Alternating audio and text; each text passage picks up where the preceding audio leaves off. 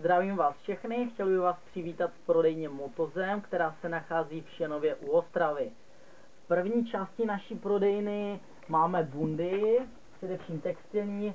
V začátku je výprodejový stojan, na kterém jsou věci v akci.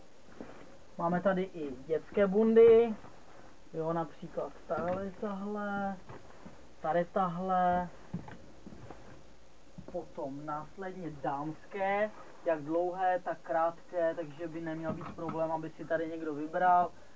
Na druhé straně jsou hlavně pánské bundy, jo, těch značek je velká spousta, takže by neměl problém, aby si tu někdo vybral.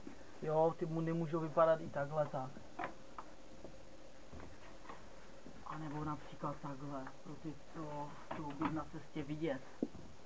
Když se dostaneme dál do prodejny, máme tady koš s drobnostma, jo, lékárničky, kukly, pavouky, třásně, jo, dále tady máme brýle, především 3F, plexy, hrníčky, nějaké do příslušenství, světla, nářadí, chopper doplňky, jo, nějaké doplňky s chopper tématikou. Potom tady máme skútr, je to Akumoto, který si můžete zapůjčit a případně potom ji u nás koupit.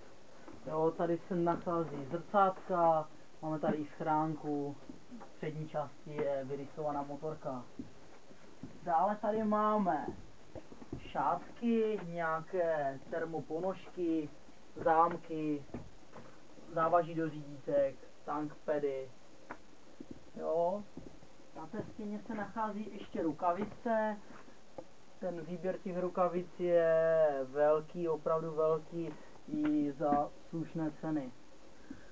Na druhé straně máme tangváky, máme tady i nějaké baťohy, motoválce, brašny. Tak dále se dostaneme k pláštěnkám. Jo, buď jsou jednodílné, dvojdílné, nabízíme taky návleky na rukavice a samozřejmě i na boty. Když se dostaneme zase dál kousek, máme tady hlavně v téhleté části chopper boty, jo, jak nízké, tak potom vysoké, jo, potom i nějaké volnočasové bodky, jo, které jsou teďka docela v módě. Tady na tom stojanu se nachází crossové věci, jak kalhoty, tak potom případně dresy. Když pokročíme ještě dále, tak na téhleté straně jsou boty, jak enduro, tak potom cestovní a případně i sportovní bodky. Jo, ten výběr je tady taky opravdu dost velký. Na tomhle stojanu máme hlavně trička, jsou to takové volnočasové trička, vždycky s nějakou tematikou motorky. Když pokročíme ještě dál, máme tady hlavně z téhleté části otevřené přilby, buď se štítem nebo bez štítu. Samozřejmě teď jsou docela populární i ty brain capy, no, takže to taky u nás najdete. Když pokročíme dál, máme tady přilby, hlavně integrální, samozřejmě i vyklápěcí.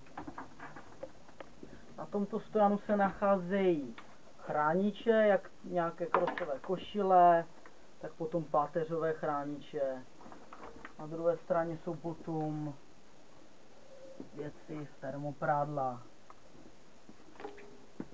V téhleté uličce ještě máme ledvinové pásy, jo.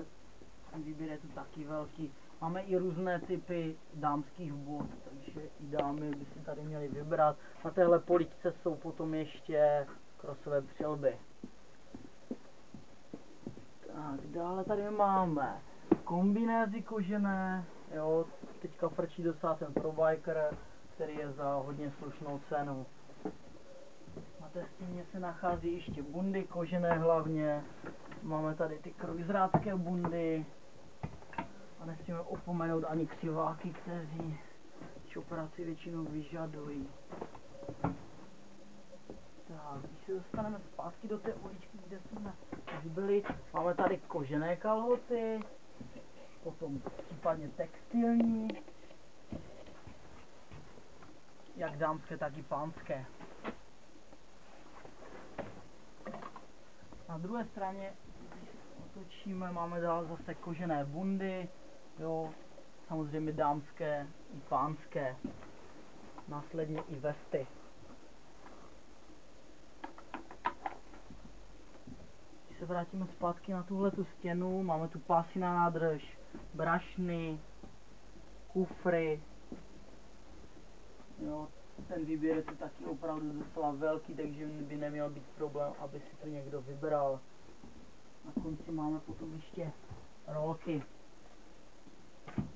Ke všemu se samozřejmě dodává to příslušenství na upnutí. Já bych ještě se vrátil úplně dopředu.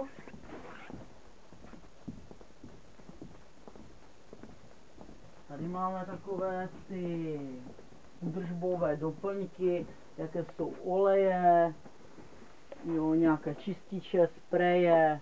Máme tady i kufry, nějaké výfuky, baterie, filtry, páčky. Většina věcí z těch standardních se dá doobjednat. Tak, já vám teda děkuju za shlédnutí a těším se na vás.